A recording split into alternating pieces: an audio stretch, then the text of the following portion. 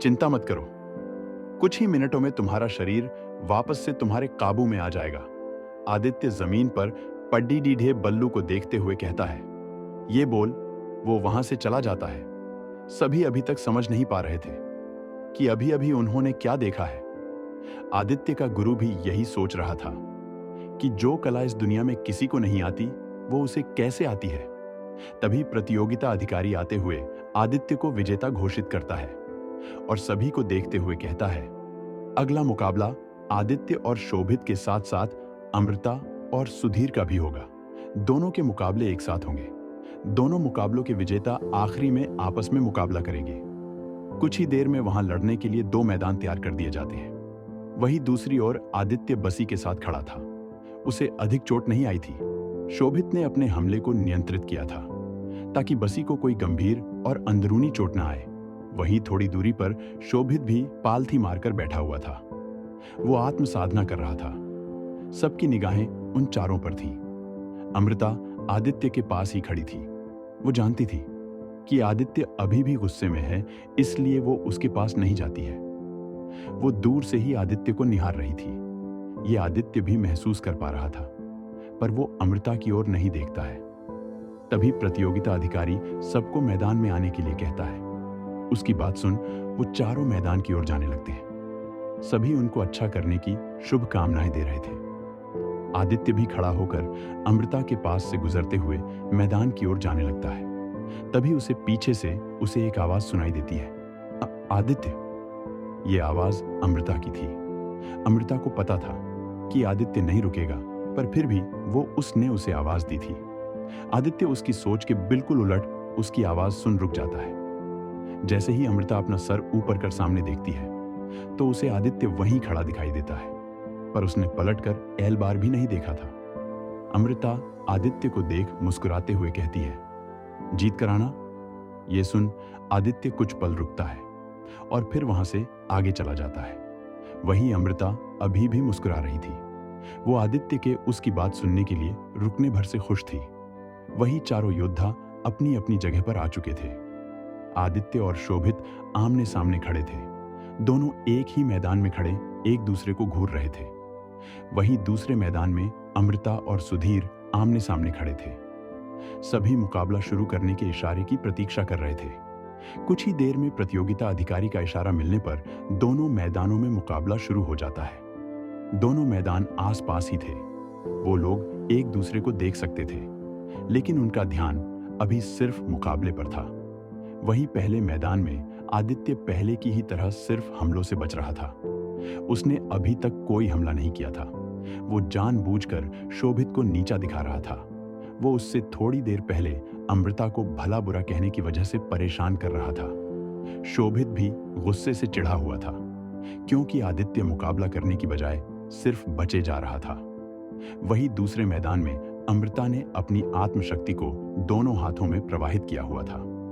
सुधीर जैसे ही उसकी ओर एक मुक्का मारता है, अमृता जल्दी से उसके जवाबी हमले में वापस से उसकी ओर एक मुक्का मार देती है। देखते देख दोनों के मुक्के आपस में टकरा जाते हैं। जैसे ही दोनों के मुक्के आपस में टकराते हैं, सुधीर का शरीर कांप उठता है। वो खिसकते हुए सीधा मैदान से बाहर की तरफ जाने लगता है, पर मैदान के किनारे पर पहुंचते ही सुधीर खुद को नियंत्रित करते हुए रोक लेता है। वो जमीन पर गिरने से कुछ ही इंचों की दूरी से बचा था। दर्शक दोनों मुकाबले देख बहुत खुश दिख रहे थे। वहीं सुधीर उदास और परेशान होने की बजाय मुस्कुरा रहा था। तभी वो मुस्कुराते हुए मन में कहता है, लगता है समय आ गया है।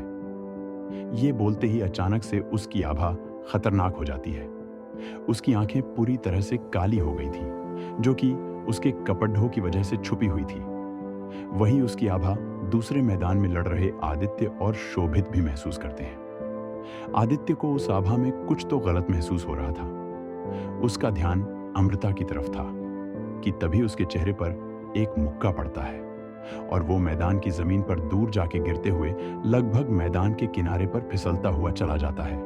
आदित्य जमीन पर ही पड़े हुए ऊपर शोभित की ओर देखता है और गुस्से से एक मुक्का जमीन पर मारते हुए खड़ा हो जाता है। आदित्य तेजी से शोभित की ओर बढ़ता है और 2 उंगलियों से उसके शरीर के एक हिस्से पर वार कर देता है। पर आदित्य की उंगलियां उसे छू पाती उससे पहले ही शोभित अपने हाथ से वार करते हुए आदित्य के हाथ को खुद से दूर कर देता है। ये देख आदित्य भी डरावनी मुस्कान के साथ शोभित को देखता है और फिर से उन दोनों के बीच एक खतरनाक लड़ाई शुरू हो जाती है। वही अब अमृता का कोई हमला सुधीर को छू तक नहीं पा रहा था। देखने वालों को ऐसा लग रहा था कि जैसे सुधीर अमृता के साथ खेल रहा हो। तभी सुधीर एकदम से अमृता के आते मुक्के को उसका हाथ पकड़ते हुए रोक लेता है और दूसरे हाथ से एक जोरदार थप्पड़ उसके गालों पर मार देता है। थप्पड़ के पड़ते ही उसके मुंह से आदित्य का नाम निकलता है। अमृता तेजी से उड़ते हुए मैदान से बाहर की ओर जाने लगती है। उसके गाल पर सुधीर की उंगलियां छप गई थीं और होठों के किनारों से रक्त बह रहा था। वो मैदान से बाहर जाके गिरती उससे पहले ही सुधीर उसके सामने आते हुए एक लात मारकर उसे मैदान के बीचों बीच पटक देता है। वही आदित्य ये सब देखकर गुस्से से कांपने लगता है। वो बिना सोचे समझे तेजी से अमृता की ओर बढ़ने लगता है, पर वो मैदान से बाहर जाता उससे पहले ही शोभित भी उसे रोकते हुए एक लात मार देता है। आदित्य दोबारा से जमीन पर जा गिरता है, पर उसने खुद को संभाल लिया था। वो जल्दी से खड़ा होते हुए घूर कर शोभित को देखता है। गुस्से से उसकी मुट्ठियां कस गई थी। आदित्य की आंखें अब भावहीन लग रही थी। उसका गुस्सा इस सीमा तक बढ़ गया था कि उसके चेहरे पर गुस्सा नजर भी नहीं आ रहा था। वो तेजी से शोभित की ओर बढ़ता है। शोभित आदित्य को पास आता देख एक मुक्का उसकी दिशा में मार देता है, पर इस बार आदित्य उसके मुक्के को अपने हाथों से रोक लेता है और दो उंगलियों से उसके कंधे के पास वार कर देता है। उसके इस वार से तुरंत शोभित का वो हाथ ढीला पड़ जाता है। देखने में ऐसा लग रहा था जैसे उस हाथ में जान ही ना हो। वही दूसरी ओर सुधीर शैतानी मुस्कान के साथ अमृता की ओर बढ़ता है और अमृता के पास जाके उसको देखते हुए धीरे से कहता है, अरे अरे देखो तो राजकुमारी की क्या हालत हुए पड्ढी है। कौन है वो दुष्ट जिसने इनकी ये दशा की है? क्या वो मैं ही हूं? अरे हाँ, मैं तो भूल ही गया था। तो राजकुमारी जी कैसा लग रहा है? आसपास देख लो अपने करीबियों को अंतिम बार, क्योंकि तुम यहां से जीवित वापस नहीं जाने वाली। ये बोलते हुए सुधीर मुस्कुरा रहा था। तभी दर्द से कराह रही अमृता मुस्कुराते हुए सुधीर को देख कहती है, कोशिश कर लो, पर तुमसे नहीं हो पाएगा।